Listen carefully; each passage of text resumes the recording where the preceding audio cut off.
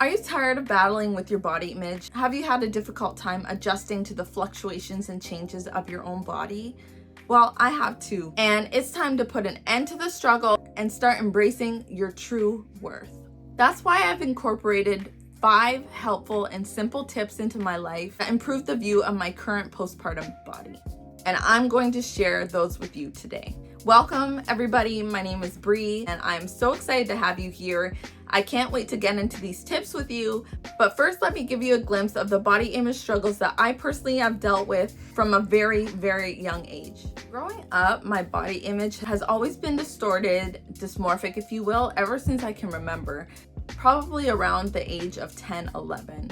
Definitely grade school. I've always struggled with the understanding of what my body actually looks like in reality. I've always been concerned with the aesthetic of my body and how others perceive it. I never felt like I looked good enough. I always felt fat. I've always felt unworthy.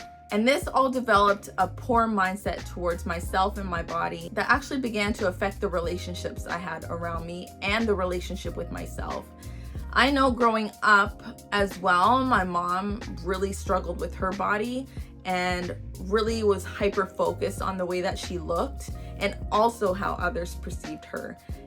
She never felt good enough. She always felt fat as well. So if you can see, there is a resemblance there. And I know for me, as I was approaching adulthood and especially once I became pregnant, I really wanted to nip this in the butt. I didn't want my child, regardless of what gender they were, to have shaken confidence, and didn't want them to have a debilitating body image like I had.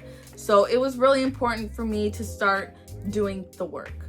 Now, if you have tuned into my most recent video, my postpartum belly that got 8.1 million views, you will know what my body looks like. But for those of you that haven't tuned into that video yet, go check it out. I'll also put a picture of it here. This is what my postpartum belly looks like now.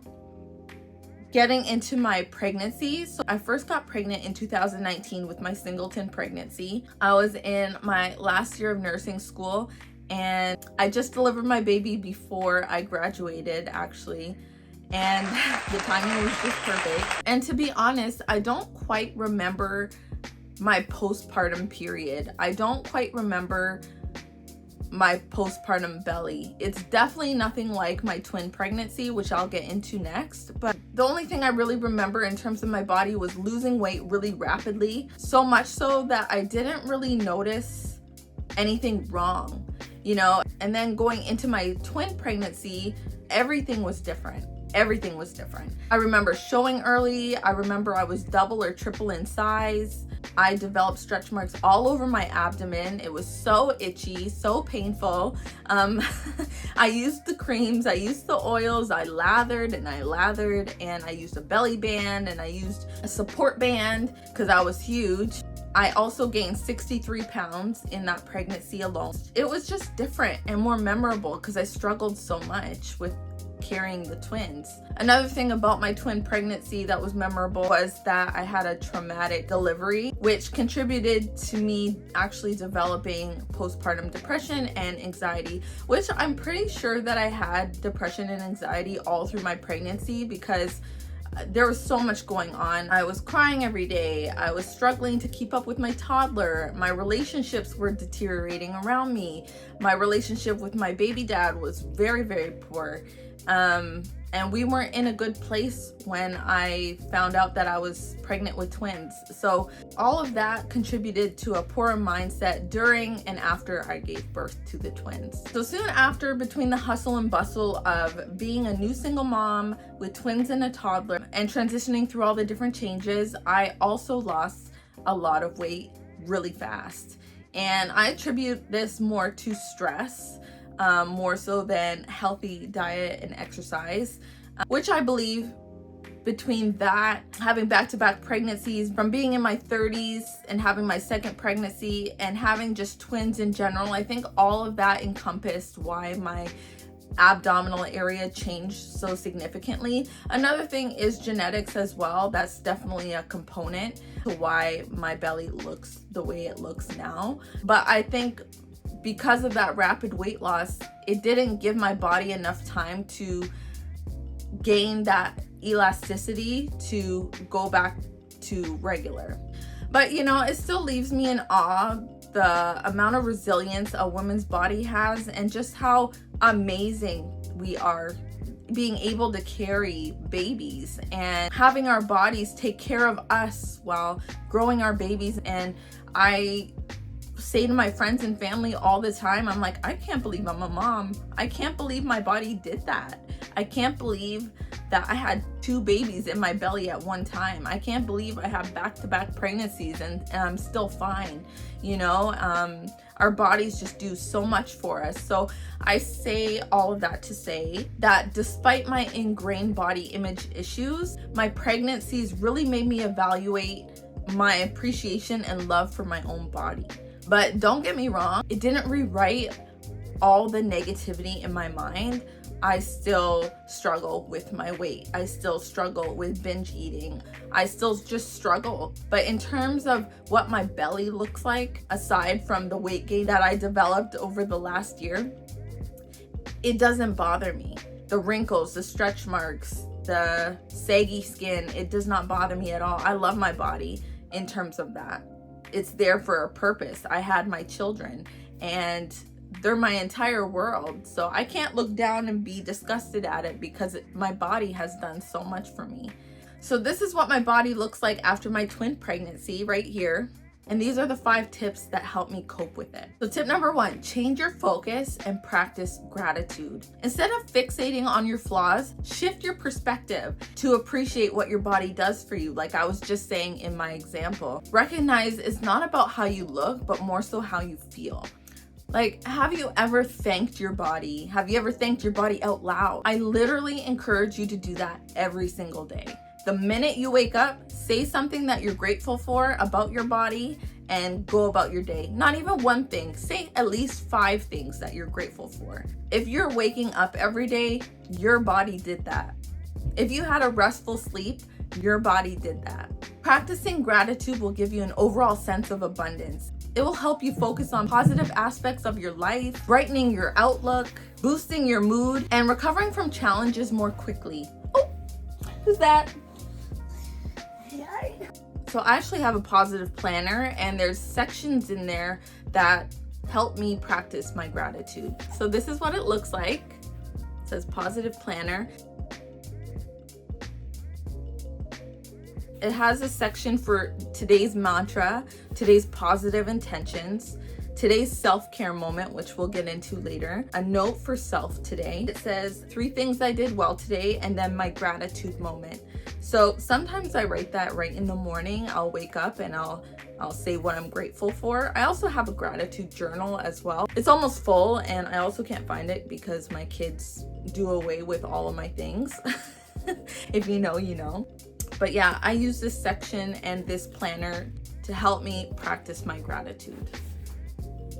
So tip number 2 is surround yourself with uplifting people and positive influences. So when you surround yourself with uplifting people, you're more likely to develop empowering beliefs. The best thing about that is you'll see life happening for you rather than to you. Not the why me, poor me, but more like, why not me? This is happening for me.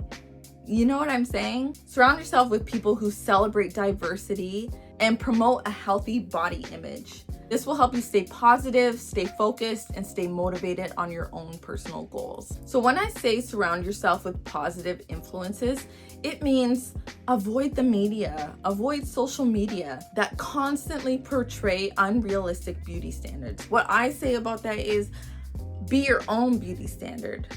Be in your own lane. Celebrate how you are and how you look.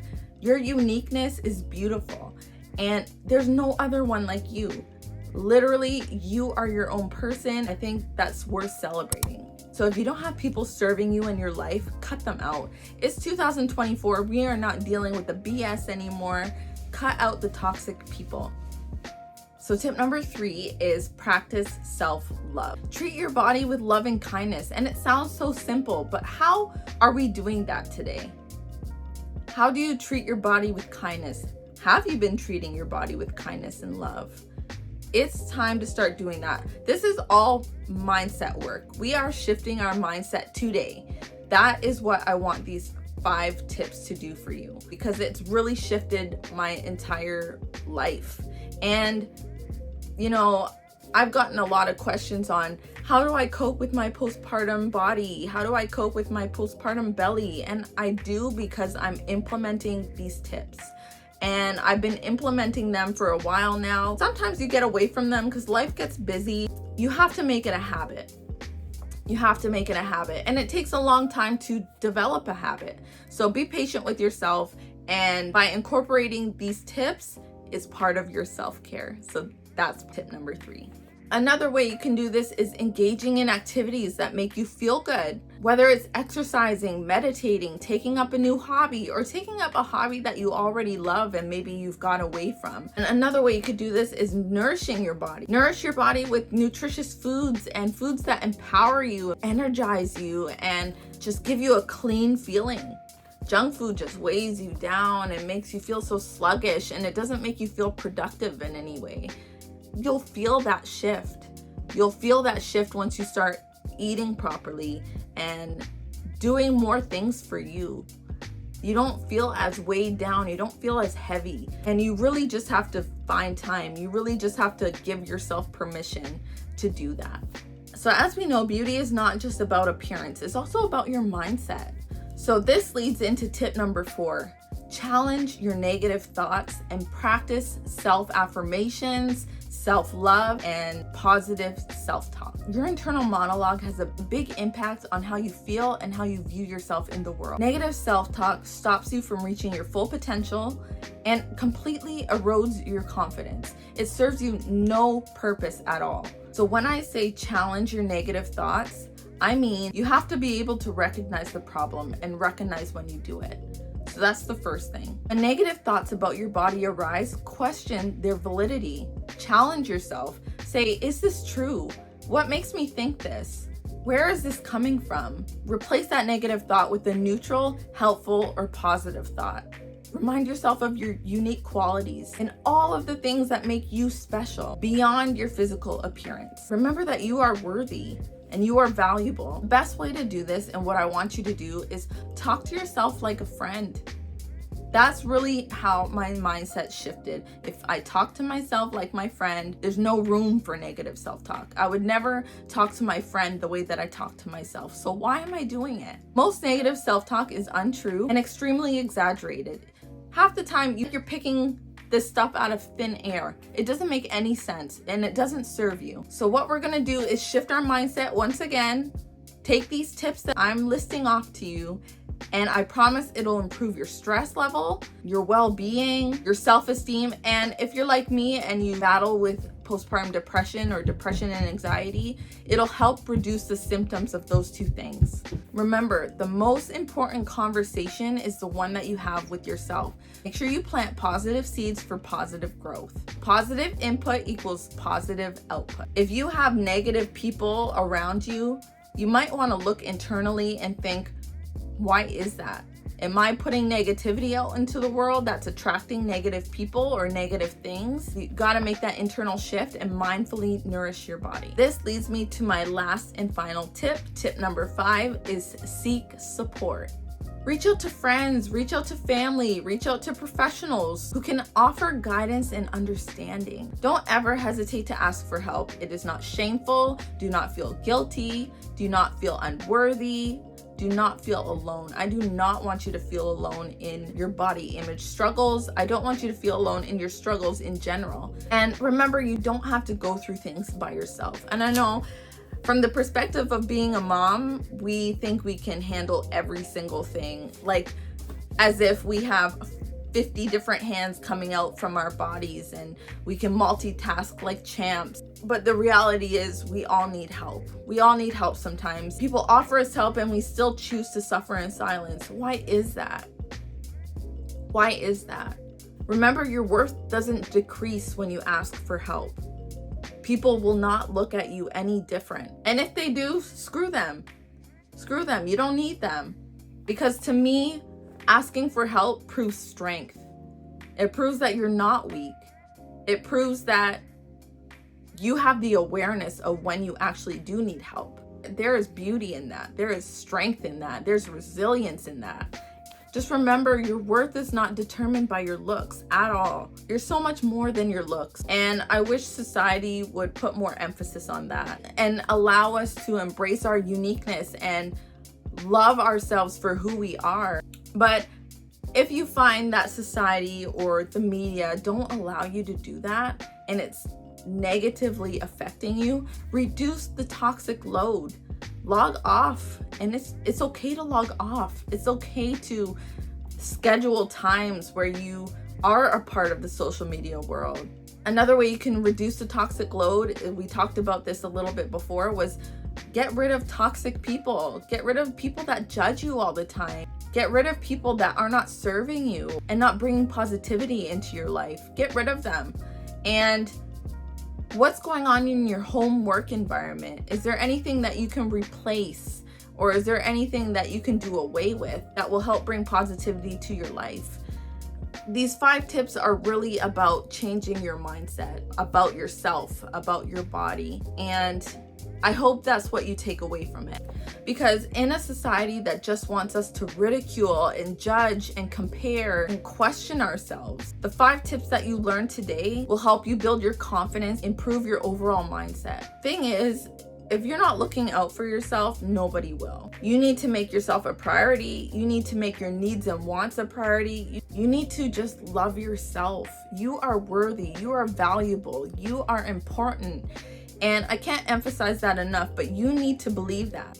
It doesn't make a difference if I say that to you. Who knows? You probably don't believe it yourself. You have to give yourself permission to believe in it and know what I'm saying is true. If you need self-care ideas and more examples, how to make your mind and body a safe place to live in, click this video right here and I will show you. If you like this video, guys, please subscribe to my channel, show some love, and put some comments down in the comment section. I would love to hear from you. I would love to respond to any of the comments or questions that you have for me. And just remember to take care of yourself. Self-love is the best kind of love. I hope to see you in my next video. Bye.